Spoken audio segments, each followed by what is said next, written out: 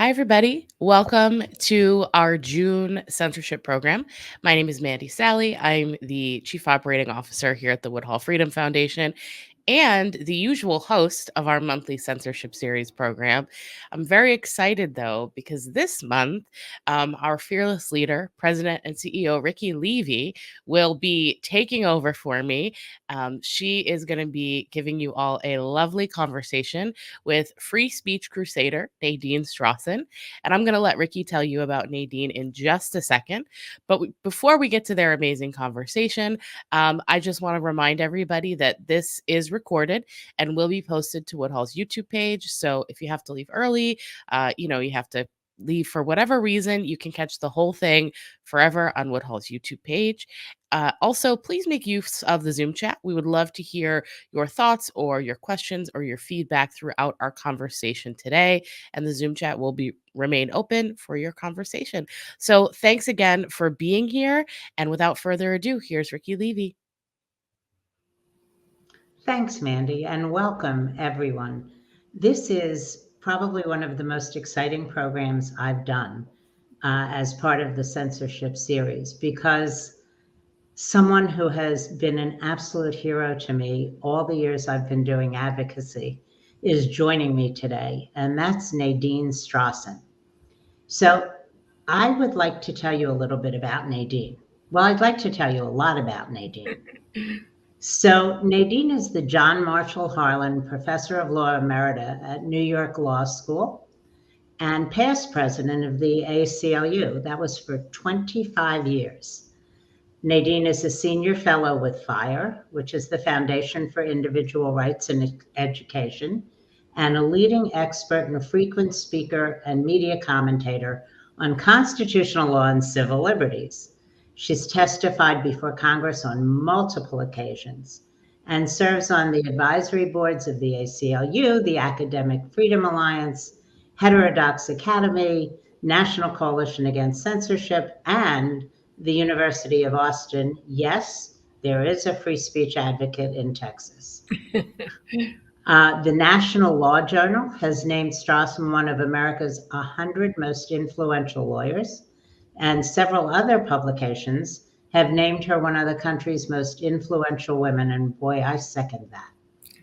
Her many honorary degrees and awards include the American Bar Association's prestigious Margaret Brent Women Lawyers of Achievement Award. When Nadine stepped down, I love this, as the ACLU president, 3 ideologically diverse Supreme Court justices participated in her farewell tribute luncheon: Ruth Bader Ginsburg, Antonin Scalia, and David Souter. She is the author of one of my favorite books, Hate: Why We Should Resist It with Free Speech, Not Censorship, and Free Speech: What Everyone Needs to Know. Nadine's also the host and project consultant for Free to Speak, a 3-hour documentary film series on free speech that was released on public television in 2023. And if you have to go watch it, and you should, it's also available on YouTube. Her book, that's my Bible, is Defending Pornography: Free Speech, Sex, and the Fight for Women's Rights. It was named the New York Times Notable Book and was republished just this year as part of the New York University Press Classics series. Her book, Hate, was selected as the common read by Washington University and Washburn University. Nadine has made thousands of public presentations before she joined us this morning, all around the world, including on more than 500 different campuses and in many foreign countries. She's appeared on virtually every national TV news program, and her hundreds of publications have appeared in many scholarly and general interest publications. And that's all the time we have today, so thank you all for joining us.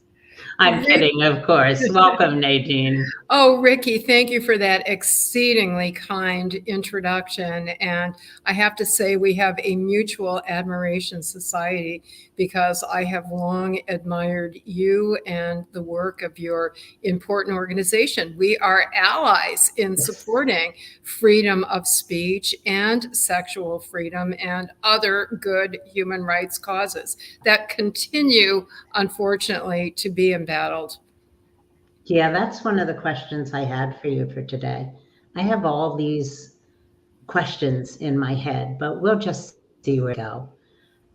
So you've been doing this for a long time, longer than me. What do you see the differences in the fight for free speech and the First Amendment when you began and today? And wait, before you even answer that, I want to clarify something. Free speech and the First Amendment. Talk to me about that. Okay. Freedom of speech is an inherent human right that has been desired and aspired to by human beings in every society, under every form of government, in every period of history, indeed in ancient times around the world. And this has been very well chronicled by my FIRE colleague, Jakob Michangama, in a wonderful book that came out in 2018 called Free Speech, A Global History from Socrates to Social Media. Now, throughout history, Ricci, various measures have been adopted to try to protect and secure that inherent right of free speech. But I do stress that the right is one that belongs to us by virtue of being human. We do not depend on any constitution, any provision in the Bill of Rights, any law in order to have that right. So if I can be a little bit wonky, the opening words of the U.S. Constitution in its famous preamble, we the people, in order to, and then it lists various purposes, but the most pertinent one is to secure the blessings of liberty to ourselves and our posterity, not to grant the blessings of liberty, not to create the blessings of liberty, but to secure those pre-existing rights that we had simply by virtue of being human.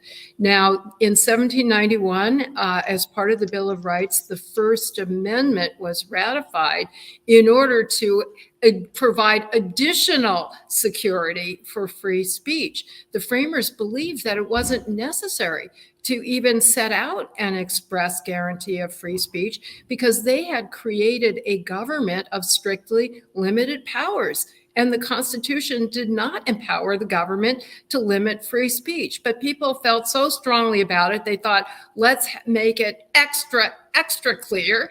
And so the First Amendment provides Congress shall make no law abridging the freedom of speech or of the press. But that is only one tool for protecting free speech, and it has not always been a very effective one. Throughout the majority of U.S. history, those words were what Madison, the chief author, predicted could happen. He said they could be a mere parchment barrier between the people and actually realizing freedom.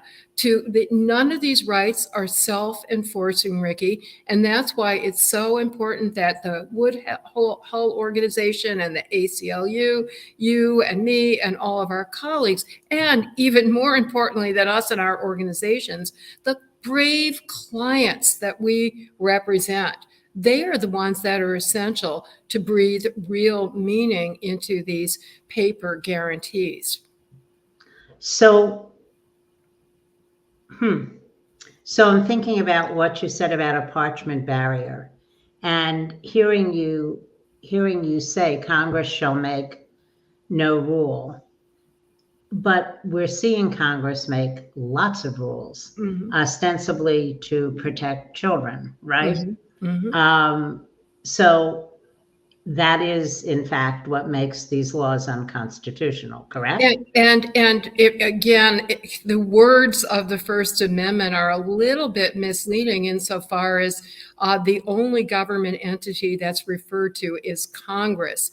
Uncontroversially, throughout history, every Supreme Court justice has recognized that the word Congress should be taken to encompass any government official at any level or branch of government.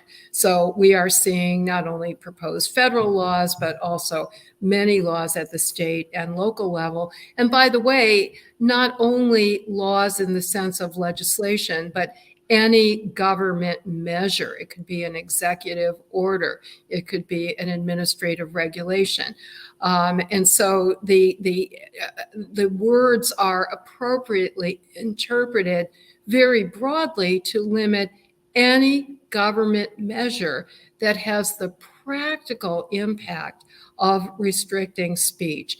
It could be even informal pressures from the government. The Supreme Court just decided a day or two ago, and I should say this is at the end of May 2024, unanimously decided a really important case involving the NRA, the National Rifle Association, in which they'd said that informal communications between government officials and, in this case, banks and other financial institutions, pressuring them not to do business with the NRA. It wasn't a law. It wasn't even a court injunction, but it had the practical impact of dampening the First Amendment advocacy rights of the NRA. And for all of my liberal friends who were very irate that the ACLU was siding with the NRA in this important First Amendment case, completely apart from Second Amendment issues, I have to say that the very same principle is essential to protect gun control organizations, to protect the Woodhull Foundation, to protect the ACLU itself. So those words are construed very broadly. That said, Ricci, the First Amendment only protects us against government measures that suppress free speech. And you and I well know we are dealing with societal pressures, peer pressures, pressures from employers and from universities that even if they are not direct legal sanctions from the government, have an enormous chilling impact on free speech. We often use the term cancel culture to refer to this. And for those of us who care about meaningful free speech rights, we have to be attentive to these kinds of societal pressures as well, where the First Amendment isn't even available as a potential tool to protect us. We have to resort to other mechanisms for securing free speech against those kinds of pressures. So in your book, Hate, because I was going to say to you, so what do you see as a solution to the non-state sanctioned censorship? But your book, Hate, addresses that. Would you speak to that? Everything I write addresses what we should do, because I recognize that every censorial proposal reflects concerns about some serious societal problem, or at least feared societal problems. Sometimes the fears are exaggerated, but at bottom, all of us do care about protecting children, right? All of us do care about the safety and dignity and equality of women. We do not want the harms that are said to be caused by expression to exist. And we therefore have to propose alternative measures for averting those harms. Especially if the harms are not actually caused by expression, it's really important to look at what are the actual causes of child endangerment or undermining the dignity and equality of women. And for each particular asserted harm, there are different solutions. But in general, the United States Supreme Court has always said, or said throughout modern speech protective times, that the answer to any speech that we consider dangerous or harmful, as long as the speech doesn't satisfy the legal standard for being suppressed. But so maybe I should pause, and all of this is so interconnected.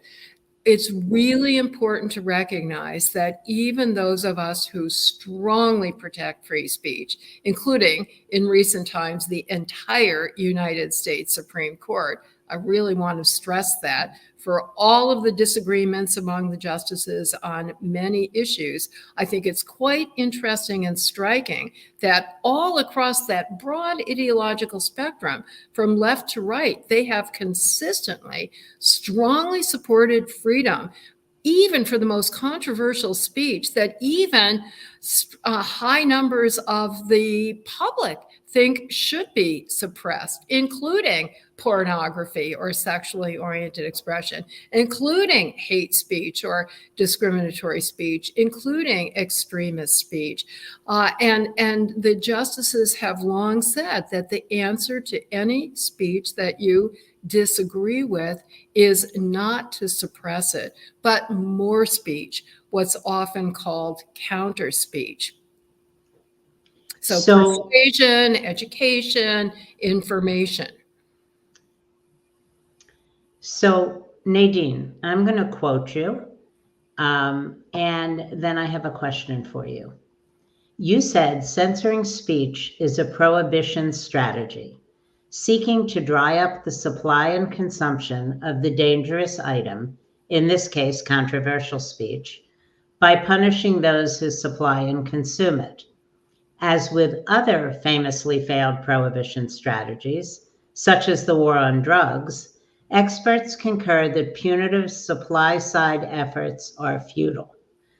So what I want to talk about is how this prohibition of pleasure, which is how I think of it, impacts both adult content and sex work that are two separate but similar issues, and that I believe, and I'm generally right, I believe that this is part of a coordinated strategy to put everything about sexuality, sexual expression, gender, family relationships as far off the table as those who oppose personal autonomy can manage. I'd love your thoughts on my theory, except if you think I'm wrong, in which case we'll move to another question. You'll censor my ideas. I will. I'll totally censor you. Well, certainly censorship coming from the right, I think, has been quite explicit about that goal, right? The rhetoric that's used is to preserve the traditional American family or the nuclear family within the context of religious and moral and cultural beliefs that the only appropriate occasion for sex is between a heterosexual married couple for the purpose of procreation. Certainly, at least until the turn of the 20th century into the 21st, those were expressly stated as conservative justifications for suppressing both sexual work, both sex workers and prostitution and sexual expression. If it's not expressly stated today, I think that clearly is the implicit rationale. Coming from the left, I was struck in the process of rereading Defending Pornography, how much of the so-called radical feminist critique of pornography or sexual expression also reflects a deep hostility towards sex. Yes. Seeing it, and a lot of people aren't aware of that. And just to underscore that this is not an unfair paraphrase, I have an entire chapter that is filled with many quotes from Catherine McKinnon, Andrea Dworkin, who were the leaders of the so-called radical feminist anti-pornography movement, as well as others. And they explicitly say very strongly that not only heterosexual sex, but even sex between two women, two lesbians, is one, at least one person is inherently being exploited, that it is all about power. There is that for those of us who believe that we are freely choosing to engage in sex, including sex work, but even, married women like you and me, happily married women who are choosing to have sex with our husbands, and let alone to say that we enjoy it. These radical feminists, and I'm always going to say that in quotes because to me it's inconsistent with my concept of feminism. It's Mine certainly too. inconsistent with my idea of being radical. I think it's deeply reactionary. It echoes so strongly the critique that's coming from the right. So I'm not going to keep saying so-called, but I hope the audience will imagine those scare quotes. They have said that those of us who believe that we are freely consenting to and even enjoying sex work and sex with other people are victims of false consciousness, that we don't realize that we have been brainwashed by a predominant patriarchal culture into thinking that we are taking pleasure in these kinds of activities. And in fact, the McDworkinites, and as I and other critics have... I love that word. I love that. I think my friend Marcia Pally is the one who coined the term. If she didn't, she was the first one who used it and bringing it to my attention. She's been a great ally in these causes. So I salute her in that context. But the McDworkinites even expressly equate women with children in saying, like children, women are inherently incapable of any meaningful, legally enforceable consent in this area. We have to be protected from what we misguidedly believe to be a source of pleasure and our own sense of autonomy. That's why we shouldn't have the vote, right? Same issue. Let me say, I must admit that I had forgotten how deeply reactionary the feminist anti-pornography movement was until I reread the book. Reread the book. I had forgotten that McKinnon is expressly anti-abortion. She opposed laws legalizing abortion because she said it took away one deterrent to women having sex. So we know how well that worked, right? So how did you feel when you heard the Supreme Court Justice just recently bring up the Comstock Act in a decision? What was your reaction? Which takes me back to the question that I said I'd come back to that I never came back to, but I can come back to now. What's different today than when you began? Or is it really just the arc swinging back and forth? The pendulum swings back and forth, but there is always the same pressure against every kind of freedom. Roger Baldwin, who was the principal founder of the ACLU way back in 1918, famously said, "No fight for civil liberties ever stays won." And throughout, you can go back to the ACLU's earliest cases. Our earliest clients included Margaret Sanger, who ultimately became the founder of Planned Parenthood, but was repeatedly prosecuted and imprisoned. She was hounded by Anthony Comstock. We'll get to the famous law named after him, still in effect and still being cited, as you said, including by Supreme Court justices today. And she was persecuted for simply giving women information about our bodies and about our reproductive options and about contraception.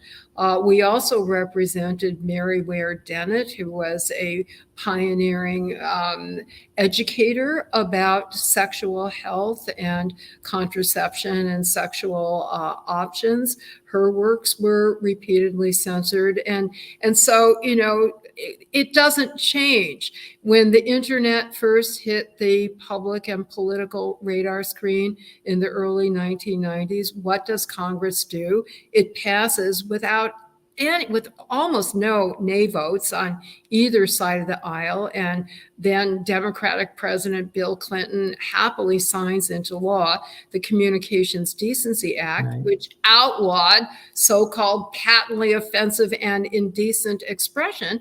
One of our clients was Planned Parenthood, the organization that Margaret Sanger founded, because the information they made available about contraception and abortion would be criminalized under the Communications Decency Act. And as you said, even more recently, just within the calendar year of 2024, we have federal judges citing that Victorian era 1873 Comstock Act in service of decisions that are outlawing women's access to mifepristone, a type of contraception. So, the law is still on the books. It criminalizes not only abortion and contraception, but information about them, expression about them. And very tellingly, Ricci, the demonizing term that is used to describe this expression is obscenity. So, right, the term obscenity and the term pornography, both of which are very prevalent today in all kinds of attacks on all kinds of serious, important expression about sexual matters, about gender matters, about reproductive matters. Those terms are used to demonize not only expression in the service of pleasure, and I agree with you that that's extremely important, but also about scientific information, about health information, about literature, poetry, all manner of different kinds of value, even beyond the important realm of sexual pleasure. I immediately jumped to the statue of David, the picture of the statue of David that they wanted the genitals covered. Just, I wonder sometimes. Do you remember Attorney General John Ashcroft? I had forgotten this until you just reminded me. He was Attorney General under George W. Bush. And he had the big statue of Justice, in the entrance hall to the Department of Justice was a naked, I believe it was woman, right, depicting the statue of the concept of justice, a typical classical heroic figure. And he actually had it be draped behind curtains to signify that the public would be harmed or offended by seeing, heaven forfend, representation of a naked body. I have a thought on that. So here's my thought. I think that people hide from themselves that which they feel they can't control. So I had a friend who was a fierce free speech advocate. And in a conversation, she said she wanted extreme porn censored. That should be censored. Extreme videos. And we debated back and forth. And then all of a sudden it hit me. And I said, wait a minute. You told me you use that to masturbate. And she said, I know, but I hate that about myself. And if it wasn't available, I wouldn't use it. So Ashcroft had to see that statue as tempting. Now I need to wash my eyeballs with alcohol picturing him climbing the statue. But he must have seen it as tempting. And Comstock, when he died, they found thousands and thousands and thousands of pieces of pornography in his home. And his diaries said he struggled through his whole life with masturbation, that he just could never get control of himself. So he did the same thing my friend wanted done. He went out and he said, no, all of this is bad. Comstock for us, Victoria Woodhull, who we're named after, she was one of his first victims. And anything about sex or sexuality or reproductive justice or pleasure in marriage, he was very proud of how many women he drove to suicide by censoring their speech and just dragging them through case after case after case. And I feel like we're seeing it again. That's why I was curious if you felt that, yeah, we're seeing it again. When I heard Comstock, I thought, oh my God, we're doomed. What is this? Let's go back in the Wayback Machine. That idea of control, which is the antithesis of liberty, right? Right. Really goes beyond the realm of the sexual. Maybe sexuality epitomizes either the pleasure of losing control or the fear of losing control. And I think both are elements, right? I think there is some level of pleasurable fear, if you will, in many pursuits, not only sexual, but going on roller coasters, right? Yes. When in the 1960s, Lyndon Johnson, as president, appointed a commission, to a very high level commission, law professors and other legal experts, to make recommendations on whether there should be revisions to liberalize our anti-obscenity laws against a certain category of sexual expression. This was in the context of the birth control pill and the reproductive rights movement, and there would seem to be a great trend toward liberalization. And that commission, when it finished its work, which did recommend the complete decriminalization of all sexual expression for all adults.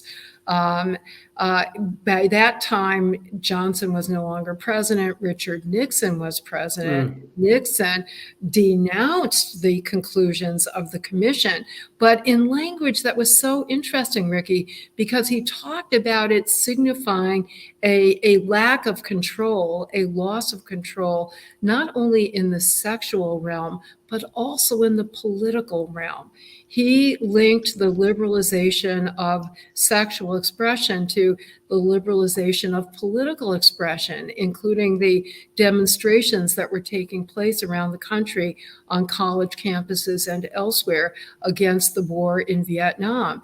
And one of the things that's so interesting is every tyrannical authoritarian government in the world throughout history continues to crack down on sexual expression, whereas the most liberal regimes have a tolerance and celebration of sexual expression. We know that old saying, the sexual is political, and indeed they are integrally interconnected, especially when we're talking about women, right? The suppression of women's rights, more than 50% of the population, has always been tied to strictly reining in and suppressing women's sexuality. Oh, there's so much work to be done. Well, we've made so much progress. In fairness, I'm an activist, and as an activist, you're a congenital optimist. But one of the quotes that I have under my email signature, nobody ever reads down that far, but it comes from several people I admire who say that hope is more the consequence of activism than its cause.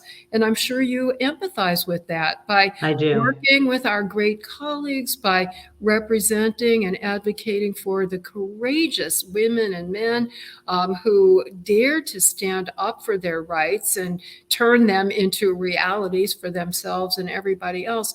It's so inspiring and encouraging. And definitely, to paraphrase Martin Luther King's famous statement, the moral arc of the universe is bending toward justice. It's doing so at an ever faster rate. Sure, there are setbacks, but we should be so encouraged that we can overcome those setbacks when we see how far we have come. I mean, that Hillary Clinton and Barack Obama, when running for president, opposed same-sex marriage. And now marriage equality has swept not only the United States Supreme Court, but, public opinion, left to right, and in many other countries. And even the Pope, for some backsliding, has spoken somewhat positively about same-sex unions. So that's an example of enormous forward strides. And one of the geniuses of our Constitution is that the checks and balances and divided government between state and federal. So, if at one time in history, one branch at one level of government fails you, as the Supreme Court did on abortion, there are other branches of government at other levels of government that can and will protect you, as we've seen in many state legislatures and as the voters, I think, are making very clear. Oh, I hope they are. I do hope they are. And I'm being mindful of the time, but I have 400 other questions. So I think it was a FIRE webinar that I saw that talked about hate speech, actually, and that someone shouting, a single person shouting a phrase that theoretically threatens death or does threaten death is not, actually, not being a lawyer, why don't I just dump this over on your lap? Hate speech versus not hate speech. What is protected? What isn't protected? I've seen some videos with speech that I think is so horrifying. I sit here and I'm gasping, but nothing, it's words. There isn't an action that goes with it. So where is the line? Well, thank you, because I think I was starting to address that a while ago, but got off on another important interrelated point. So even the most ardent supporter of free speech, who supports what the Supreme Court has called the bedrock principle of free speech, that government may never suppress speech solely because of disagreement with, even loathing of its viewpoint, its content, its message. That's called the viewpoint neutrality principle. So hateful speech, speech advocating violence, could never lawfully be punished solely because we find the ideas repugnant. However, if you get beyond the content of the message and consider it in its overall context, yes, those university presidents were correct. Context does matter. If in all the facts and circumstances, the speech directly causes or imminently threatens certain specific serious harm, and the harm does not include my feelings are hurt, I'm emotionally traumatized. And I don't mean to disparage, those are serious harms, but they are not considered justifications for government punishment. Specific serious harms, such as intentional incitement of imminent violence, that's likely to happen imminently, or targeted harassment or bullying that intrudes upon the freedom, privacy, and free speech of the directly targeted individuals, or a so-called true threat, a punishable threat, where the speaker targets a particular audience member and intends to instill a reasonable fear that they are going to be subject to harm, which again results in stifling the free speech rights of the targeted audience members.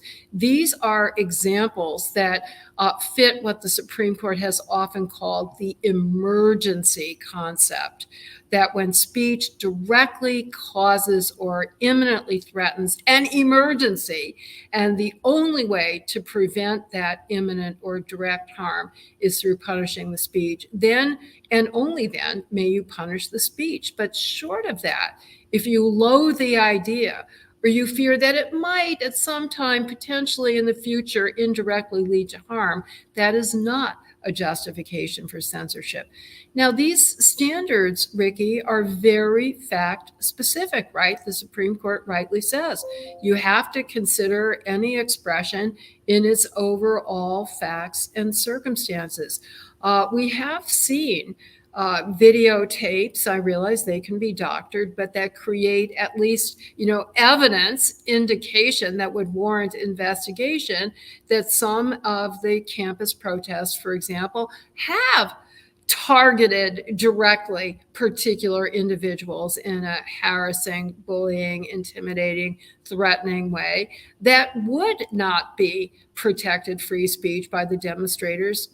To the contrary, is violating the free speech rights of the targeted individuals. And that certainly warrants investigation. Beyond that, if not actual discipline, but we believe in due process. So there's a presumption of innocence, and there has to be due process and investigation.